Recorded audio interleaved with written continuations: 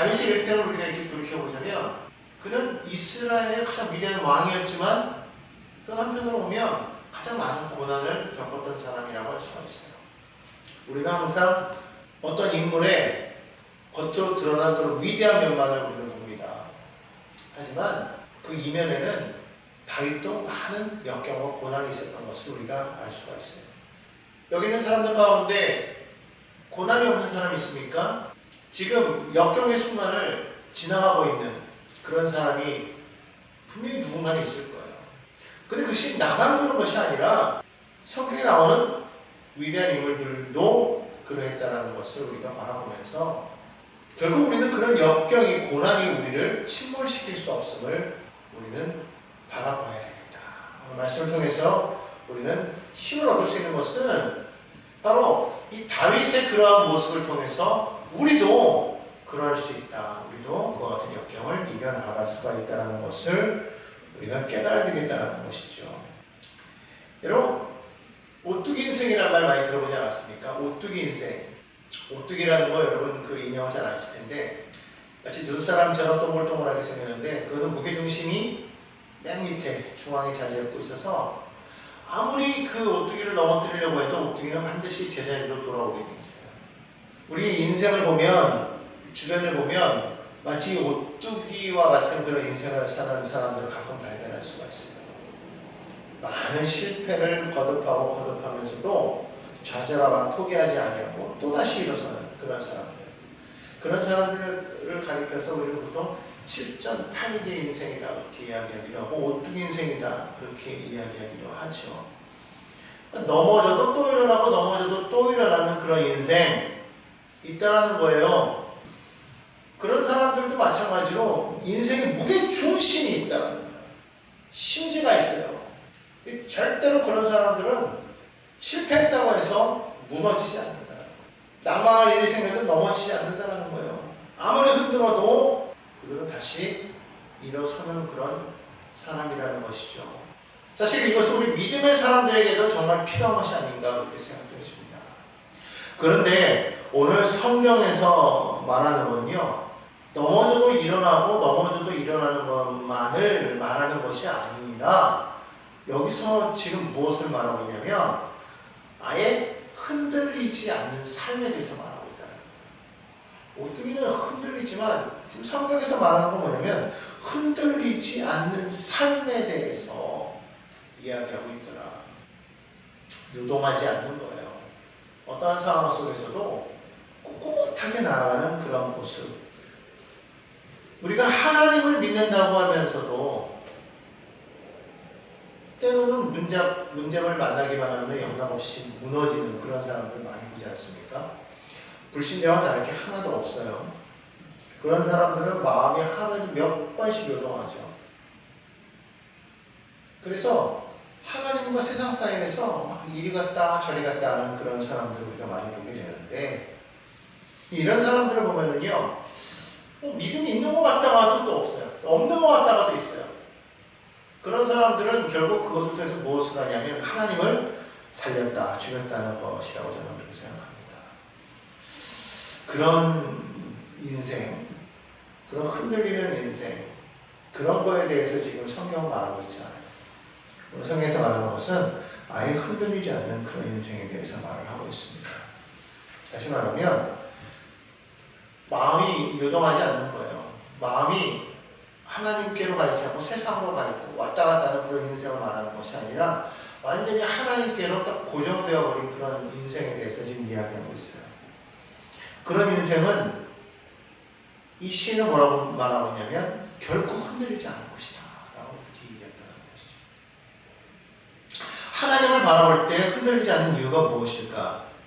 그것은 주변의 영향을 받지 않기 때문이라는 거예요. 여러분 바다를 보십시오. 계속해서 막 파도가 치지 않습니까? 그런데 그런 웬만한 파도 가운데에서는요, 큰 항공모함은 절대로 흔들리지 않습니다.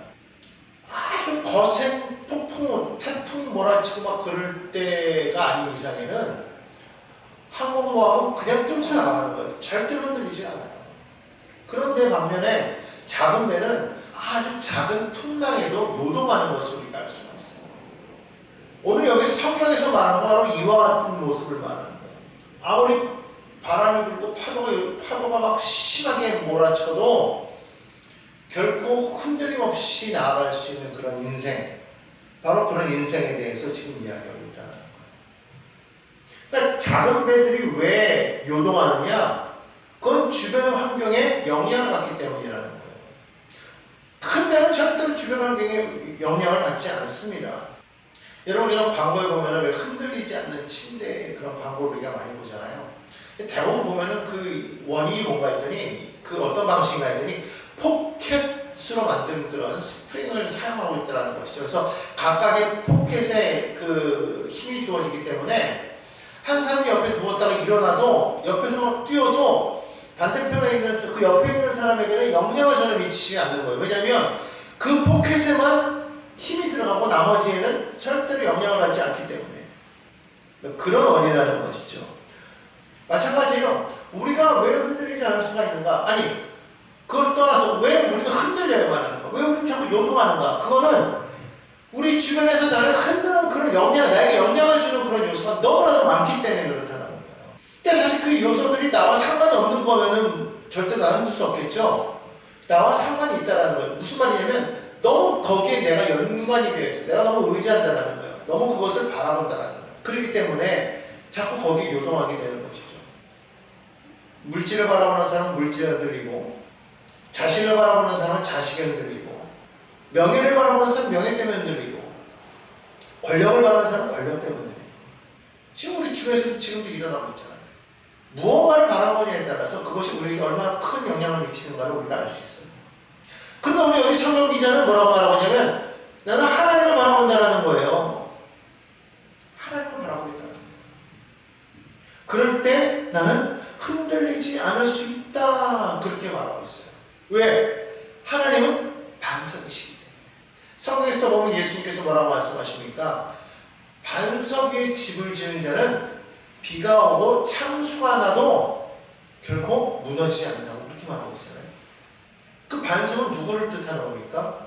바로 하나님을 뜻하는 것이죠. 우리가 반석이신 하나님 말씀에 우리가 온전히 서 있을 때 우리의 삶은 결코 세상에 영향을 받지 않는 거예요.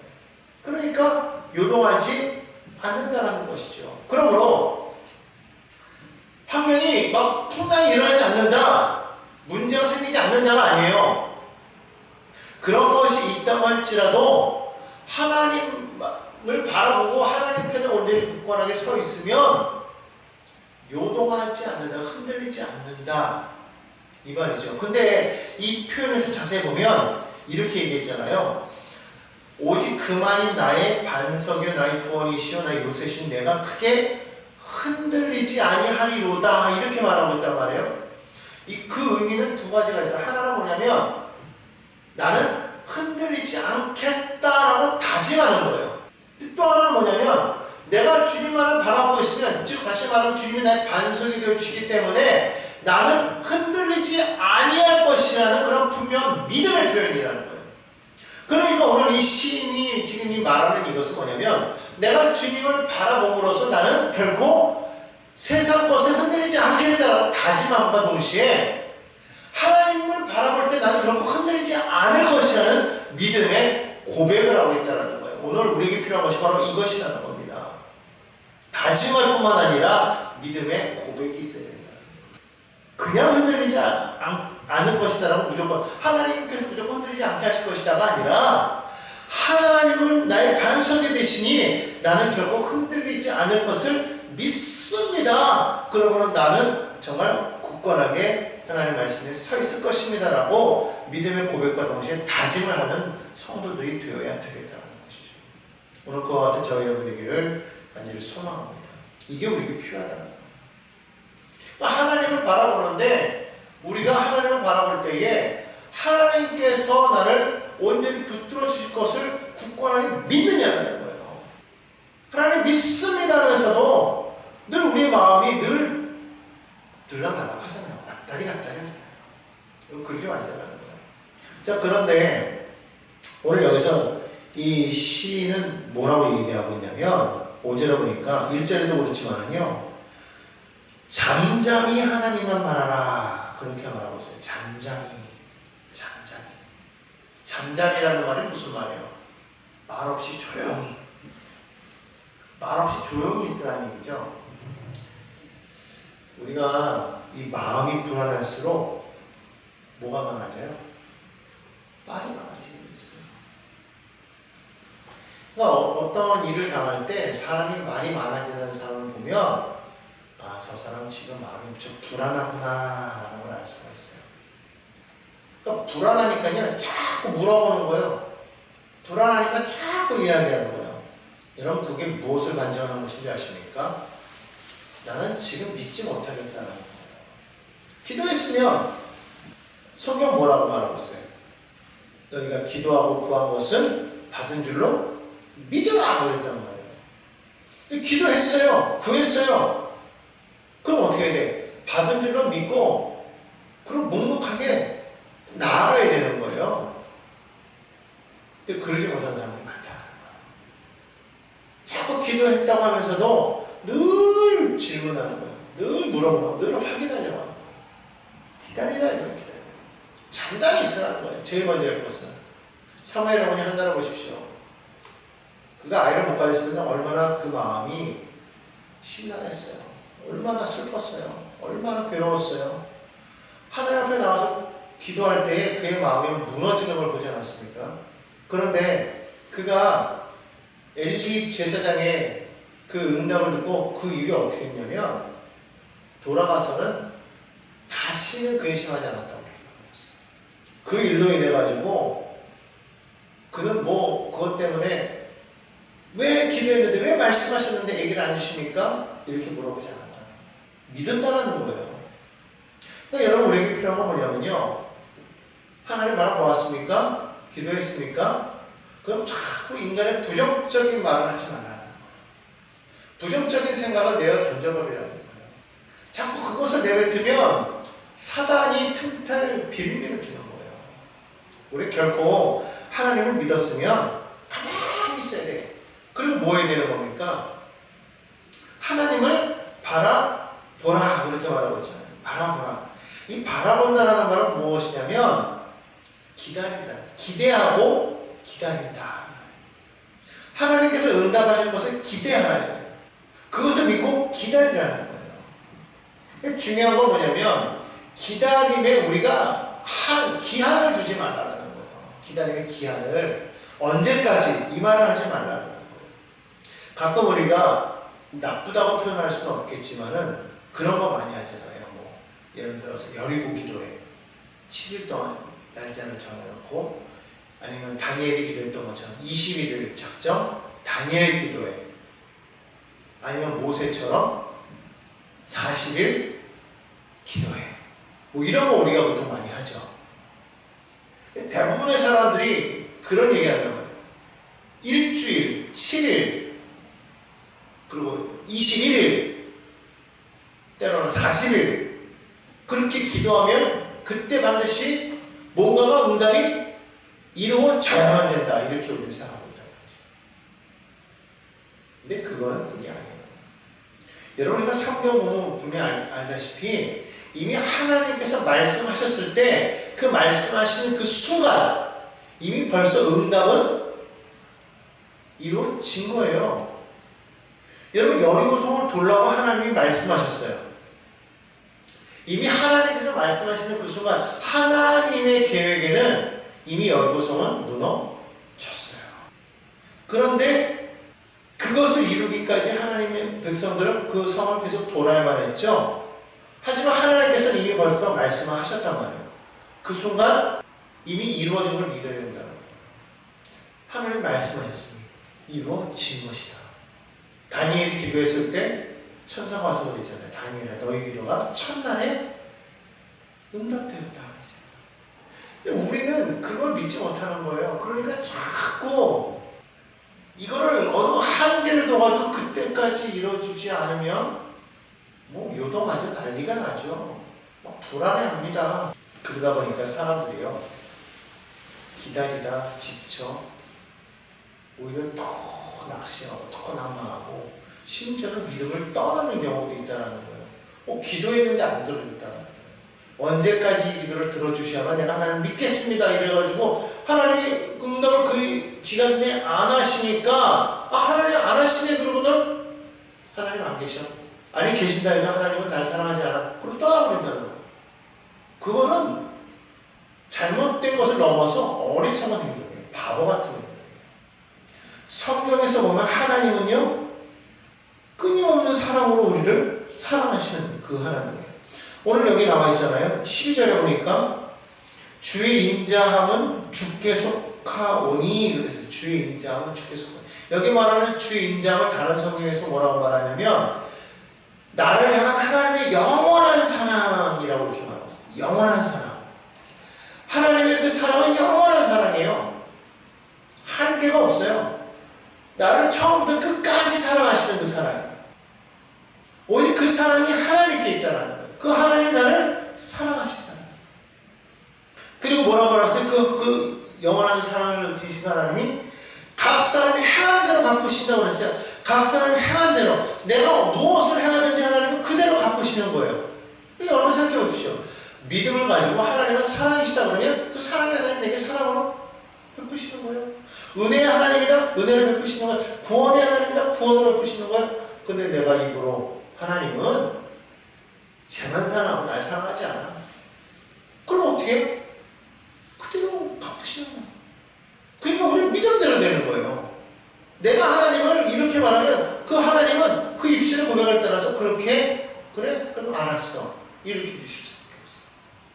그렇기 때문에 우리는 어떻게 되냐면 정말 하나님은 끝까지 우리는 좋으신 하나님, 나를 사랑하시고 나를 위하시는 그 하나님, 그 하나님 믿고 우리는 기다려야 되는데 오늘 여기도 말하잖아요. 하나님께로부터 구원이 온다. 그러므로 나는 하나님을 바라보아야 한다. 끝까지 바라보는 시간, 기다리는 시간. 왜? 나는 알지 못하지만 가장 좋은 때를 누가 하신다? 하나님이 하시기 때문에. 하나님이 하시기 때문에 우리는 계속해서 기다려야 돼요. 어떻게? 잠잠히. 그래서 여리고 성을 돌 때도 하나님께서 이스라엘 백성들에게 말한 거예요. 여리고 성을 돌 때 절대로 뭐 하지 말아라? 소리 내지 말아라. 말하지 말아라. 가만히 있으래. 말하지 말래요. 그리고 너는 나만 믿어. 나만 바라봐. 그렇게 이야기하고 있어요. 우리가 기한을 정하고 기다리는 거는요 얼마든지 할 수 있어요. 우리가 힘든 건 뭐냐면 그때가 언제인지 모르기 때문에 그런 거예요. 하지만 여러분 우리는 어떤 마음을 가지고 살아야 되냐면 하나님이 가장 좋은 때에 가장 합당하게 일을 하는 것이다 라는 것을 믿어야 된다는 거예요. 그렇기 때문에 지금의 어려움도 절대로 우리가 문제라고 생각하면 안 돼요. 하나님과 함께하고 있는 이상 어려움이 다가왔어도 그것이 문제라고 하면 안 되는 거예요. 하나님이 나와 함께하고 계시니 이 문제도 또한 나에게 유익입니다. 이 고난도 나에게 유익입니다. 이렇게 고백할 수 있습니다. 그러지 못하는 사람들은요 좋을 때는 뭐 나의 하나님, 좋으신 하나님, 뭐 멋쟁이 하나님 그렇게 얘기하다가도 고난당하면요 하나님은 원망불평하고 난리도 아니에요. 근데 우리 하나님은 고난마저도 내가 하나님과 함께하고 있으니 그것도 나에게 유익이다 말할 수 있을 때 하나님은 그것을 변화해서 우리에게 큰 선이 되게 하신다는 거예요. 그러니까 여러분 그렇게 고백하시기 바랍니다. 지금 고난 중에 있습니까? 나는 하나님 안에 있으므로 고난도 내게 유익이다. 이렇게 고백하는 여러분이 되기를 간절히 바랍니다. 이 현대인들이 이 기다림에 참 약해요. 왜 그러냐면 이 인스턴트 시대라서. 사실 요즘에는 참 좋아요. 밥솥이라는 게 있어가지고 밥도 참 빨리 돼. 근데 옛날에는 밥을 하려면요 요즘같이 뭐 이렇게 깨끗하게 나온 쌀이 없어요. 예전에는 돌이 그렇게 많아가지고요 먼저 이 쌀을 씻기 위해서는 조리질을 했어요. 그래가지고 불순물이나 돌 같은 거를 막 건져냈단 말이에요. 그러고 난 다음에 쌀을 씻혀서 그걸 여러 번 씻혀가지고 먼지를 다 빼내고 그리고 나서 밥을 안 치죠. 아버니를 떼워야 되고 그 솥에다 이렇게 해서 하면 한참 동안 그것이 이제 밥이 익어가잖아요. 그럼 밥이 다 됐다고 해서 그냥 바로 먹는 게 아니라 어느 정도 이제 이것이 익으면 그 다음에 뭐 해야 돼? 뜸을 들여가지고 이게 밥이 더 이제 알맞게 익을 때까지 기다려야 돼. 그런 시간이 반드시 필요하다는 거예요. 그러니까 밥을 씻고 불에 앉혔다고 해서 다 끝나는 것이 아니라 그것이 어느 정도 밥이 끓은 다음에 뜸이 들 때까지 기다릴 줄 알았던 시대였단 말이죠. 우리 시대는. 근데 요즘 어때요? 요즘에는요 즉석밥이라는 게 나와가지고 그냥 쌀 뭐 필요 없어요. 바로 사다가 밥 한 1분만 돌리면 그냥 바로 뜨거운 밥이 그냥 나와가지고 먹을 수 있단 말이죠.